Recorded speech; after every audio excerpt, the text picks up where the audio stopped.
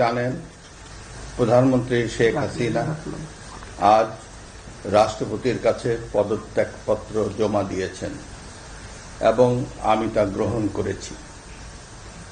প্রধানমন্ত্রীর পদত্যাগ ও বৈষম্য বিরোধী ছাত্র আন্দোলনে সৃষ্ট পরিস্থিতিতে আজ বঙ্গভবনে ৩ বাহিনীর প্রধান এবং বিভিন্ন রাজনৈতিক দলের নেতৃবৃন্দ, সুশীল সমাজের প্রতিনিধি ও বৈষম্য বিরোধী ছাত্র আন্দোলনের কয়েকজন সমন্বয়কদের সাথে আলোচনা হয়। শুরুতেই সেনাপ্রধান বিরাজমান সার্বিক পরিস্থিতি ও রাজনৈতিক দলগুলোর সাথে তার আলোচনা সম্পর্কে আমাকে অবহিত করেন। রাজনৈতিক নেতৃবৃন্দ এ সময় তাদের বক্তব্য তুলে ধরেন। সভায় বৈষম্য বিরোধী ছাত্র আন্দোলনের নিহত শহীদদের স্মরণে শোক প্রস্তাব গৃহীত হয়। এছাড়া জরুরি ভিত্তিতে একটি অন্তর্বর্তীকালীন সরকার গঠনের সিদ্ধান্ত নেওয়া হয়। সকল দল ও অংশীজনদের সাথে আলোচনা করে গঠিত অন্তর্বর্তীকালীন সরকার যত দ্রুত সম্ভব নির্বাচনের ব্যবস্থা করবে। বৈষম্য বিরোধী ছাত্র আন্দোলন ও বিভিন্ন মিথ্যা মামলায় আটকসহ সকল বন্দীদের মুক্তি দেওয়া হবে। বৈষম্য বিরোধী ছাত্র আন্দোলনের নিহতদের পরিবারদের ক্ষতিপূরণ প্রদান ও আহতদের সুচিকিৎসার প্রয়োজনীয় সকল সহায়তা দেওয়া হবে।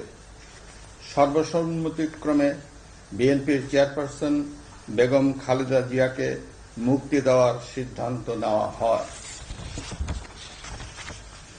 প্রিয় দেশবাসী, আমি দেশের আইন শৃঙ্খলা পরিস্থিতি স্বাভাবিক করতে এবং লুপ্তরাজ ও ধ্বংসাত্মক কর্মকাণ্ড বন্ধ করতে রাজনৈতিক দলগুলোর প্রতি আহ্বান জানাচ্ছি। জনগণের জানমাল ও রাষ্ট্রীয় সম্পদ রক্ষায় সশস্ত্র বাহিনীকে কঠোর পদক্ষেপ নেওয়ার নির্দেশ প্রদান করছি। সাম্প্রদায়িক সম্প্রীতি ও সংখ্যালঘুদের নিরাপত্তা নিশ্চিত করতে এবং সরকারি সম্পত্তি রক্ষায় সকলকে এগিয়ে আসার আহ্বান জানাচ্ছি।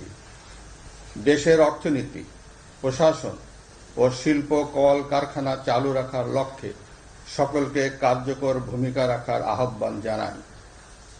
ছাত্র নেতৃবৃন্দ ও শিক্ষকদের সাথে আলোচনা সাপেক্ষে অতি শীঘ্রই শিক্ষা প্রতিষ্ঠানগুলি খুলে দেওয়া হবে। এছাড়া যারা হত্যা ও সহিংসতার সাথে জড়িত নিরপেক্ষ তদন্তের মাধ্যমে তাদেরকে আইনের আওতায় আনা হবে।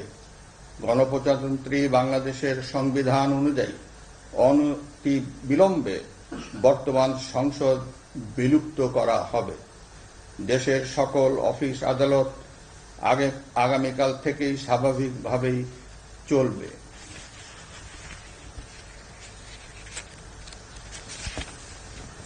প্রিয় দেশবাসী, আসুন আমরা দেশকে বাঁচাতে একযোগে কাজ করি। পারস্পরিক হিংসা বিদ্বেষ ভুলে ও প্রতিহিংসার ঊর্ধ্বে উঠে দেশকে এগিয়ে নিতে নিজ নিজ অবস্থান থেকে ভূমিকা রাখার জন্য আমি বিনয়ের সাথে আপনাদের প্রতি অনুরোধ করছি। একটি সুন্দর ও সোনালী ভবিষ্যতের প্রত্যাশায় আমরা এগিয়ে যাব ইনশাআল্লাহ। মহান আল্লাহ আমাদের সহায় হন। খোদা হাফেজ। বাংলাদেশ চিরজীবী হোক।